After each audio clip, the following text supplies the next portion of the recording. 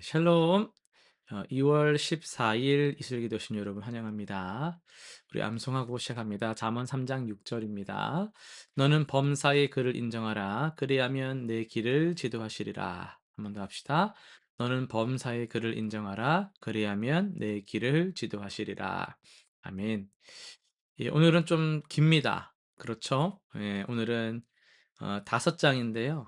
민수기 10장에서 14장까지 평소 한 3장 읽으시다가 좀 부담될 수도 있지만 또 오늘도 기쁨으로 우리 함께 통독하면 좋겠습니다.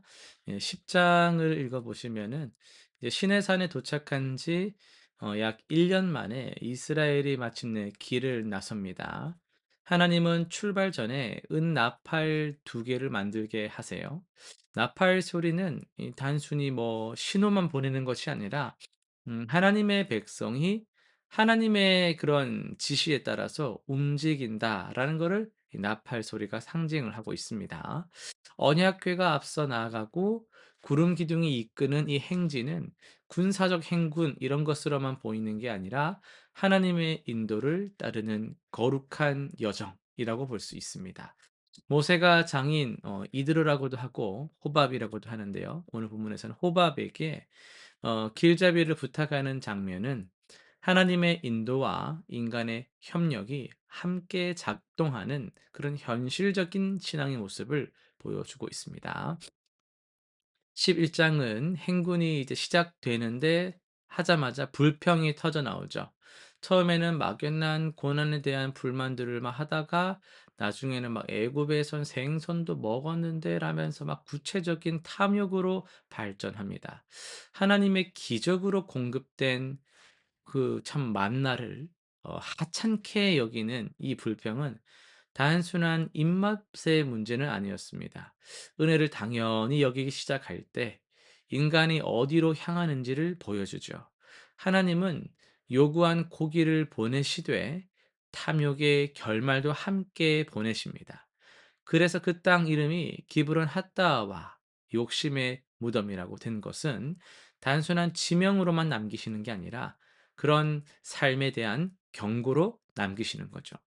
12장은 가족 내부에서의 도전을 다루고 있습니다.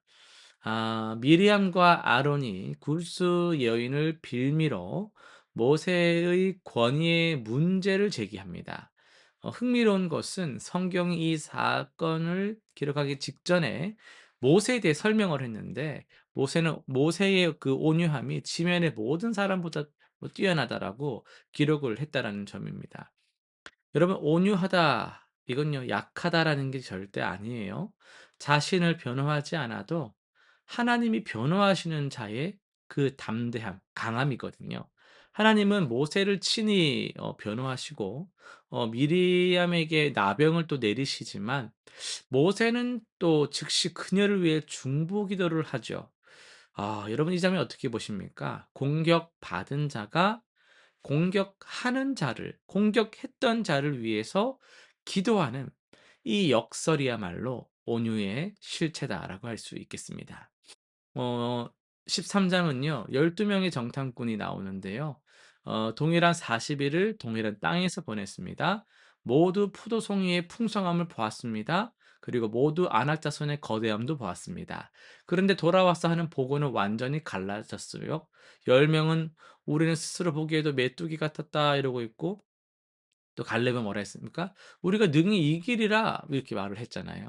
이 차이는 이 시력에 있는 것이 아니라 무엇을 더 크게 보느냐에 있었던 것이죠.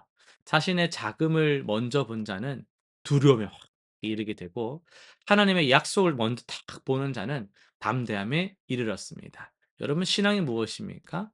현실을 외면하는 것이 아니라 더 큰 현실인 하나님의 임재, 하나님과 함께하는 것을 보는 겁니다. 14장으로 가면요. 10 명의 보고에 온 회중이 밤새도록 웁니다. 애굽으로 돌아가자고 부르짖습니다. 여호수아와 갈렙이 막 옷을 그들은 슬픔을 옷을 찢음으로 표현했는데 하나님을 신뢰하라고 막 호소하는데 군중은 막 돌로 치려고 하고 그러잖아요. 하나님의 진노 앞에 모세가 다시 중보에 나섭니다. 뭐라고 말했습니까? "주의 인자의 광대하심을 따라 이 백성을 죄악을 사하시되." 하면서 그런 말을 하잖아요. 하나님이 또 용서를 하세요. 그러나 또 용서가 그 결과까지 지워 주지는 않습니다. 40년 광야 방황이 선고되죠. 20세 이상으로 불평한 세대는 약속의 땅을 보지 못합니다. 한순간의 불신앙적 선택이 한 세대 전체의 삶의 방향을 결정한 성경에서 참 엄중하다 할 수 있는 장면 중 하나라고 할 수 있겠습니다. 오늘은 우리 13장 30 절과 또 14장 6 절에서 9절 이 부분들을 좀 중심으로 해서 "우리가 능히 이기리라"라는 제목으로 말씀을 전하겠습니다. 이제 상황적으로 보면 드디어 약속의 땅 앞에 섰죠. 시내산에서 언약을 맺었고 성막을 세우고 율법을 받은 이스라엘이 오랜 준비 끝에 가나안의 경계에 도달을 했습니다. 하나님의 명령에 따라 12 명의 정탐꾼이 파견되고 40일 후 그들이 돌아옵니다. 그들은 모두 같은 땅을 보고 왔습니다. 에스골 골짜기의 그 풍성한 포도, 또 뭐 석류와 무화과, 꿀이 저 꿀과 젖이 흐르는 또 비옥한 땅. 뭐 이것을 부정한 사람은 아무도 없었죠. 그렇지 않다라고 한 사람은 없었습니다. 그런데 같은 땅을 보고도 완전히 갈려진 다른 두 보고가 나옵니다. 이 갈림길이 오늘 우리에게 이제 묻고 있는 거죠. "당신은 뭘 더 크게 보고 있습니까?" 라는 겁니다. 10 명의 정탐꾼이 말을 했습니다. "그 땅 거주민은 강하고 성읍은 견고하며 안악자손을 내가 보았다." 그리고 결정적인 고백이 이어지는데요. "우리는 스스로 보기에도 메뚜기 같으니"라고 합니다. 어 그들은 자신의 기준을 측량의 기준으로 삼은 것이죠. 거인과 자기를 비교해 보면서 그 성벽과 자기들의 환경을 비교하면서 그렇게 판단을 한 거예요. 그 순간 하나님의 약속은 시야에서 착 사라져 버립니다. 보이는 현실이 계속 들려왔던 약속을 다 잊어버리게 삼켜 버린 거예요. 그러나 갈렙은 달랐단 말이죠. "우리가 곧 올라가서 그 땅을 취하자. 능히 이기리라." 여러분 14 장에서 여호수아와 갈렙은 옷을 찢으며 외치잖아요. 그 땅 백성을 두려워하지 말라고. 그들은 우리의 먹이라고 말합니다. 그들의 보호자는 그들에게서 떠났고 여호와는 우리와 함께 하신다라고 말하지 않습니까? 주목해야 할 것은 갈렙이 거인을 보지 못했거나 성벽이 뭐 작은데 그 생각했던 게 전혀 아니라는 거예요. 같은 걸 보았습니다. 다만 그는 거기에서 눈을 멈추지를 않았다라는 거죠. 하나님의 임재라는 더 큰 약속과 그 현실이 그의 시야를 탁 채우고 있는 거예요. 하나님과의 관계가 돈독한 거예요. 우리 아가서 말씀 계속 들어가고 있잖아요. 그런 주님과의 관계가 친밀하니까 여우를 다 잡아내지 않아도 다 이겨내는 거예요.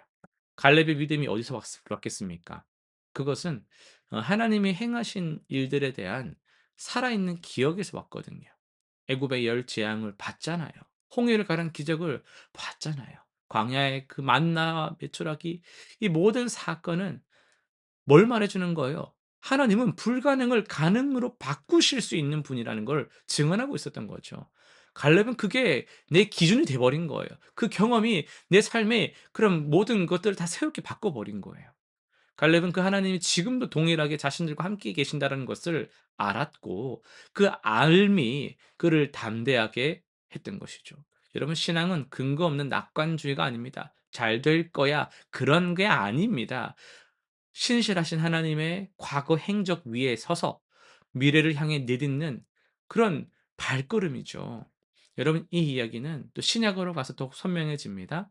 우리가 섬기는 하나님은 십자가와 부활을 통해 가장 강력한 또 안악 자손이라 할 수 있는 죄와 사망의 권세를 이미 정복하신 분이잖아요. 그리스도 안에서 우리는 단순히 메뚜기가 아닙니다. 바울은 선언하죠. 우리를 사랑하시는 이로 말미암아 우리가 넉넉히 이기느니라. 갈렙이 능히 이기리라 외쳤던 그 믿음이 이제는 십자가의 승리를 기반으로 우리에게 더욱 확실하게 주어져 있습니다. 우리는 이길 수도 있는 사람들이 아니라 이미 이기신 분 안에 있는 사람들이란 걸 여러분 기억하시면 좋겠어요. 오늘 우리도 우리 앞에 정탐꾼의 그 갈림길이 있습니다. 여러 가지 삶의 여러분 환경에서 오는 문제들이 있겠죠. 이 모든 것이 우리를 메뚜기처럼 느끼게 만드는 가나안의 거인들이라고 해 볼까요? 두려움으로 그걸 볼 것인지 하나님의 약속으로 믿음으로 나아갈 것인지 갈렙의 선택은 우리의 선택이기도 하죠. 거인이 없다고 말하는 것이 아닙니다. 문제가 없다라고 말하는 것이 아닙니다. 거인보다 크신 하나님이 나와 여전히 신실한 하나님께서 함께 하신다라고 믿는 것, 그게 우리 고백이 되어야 하거든요. 여호와는 우리와 함께 하시느니라. 이 고백이 우리 고백되면 참 좋겠습니다. 실천상 세 가지 정리해 보겠습니다. 첫째는요, 매일 아침 하나님이 내 삶에 행하신 은혜 한 가지를 구체적으로 기억하면서 하루 시작해 보세요.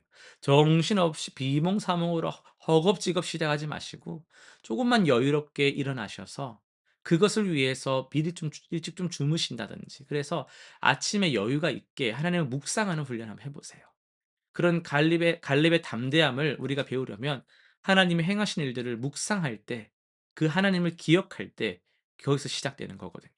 둘째는요. 두려움과 걱정이 나를 엄습할 때 하나님이 지금도 나와 함께 하신다라는 그 임마누엘의 약속을, 말씀을 소리내어 고백하시길 바랍니다. 신앙은 숨기는 게 아니라 내뱉는 겁니다.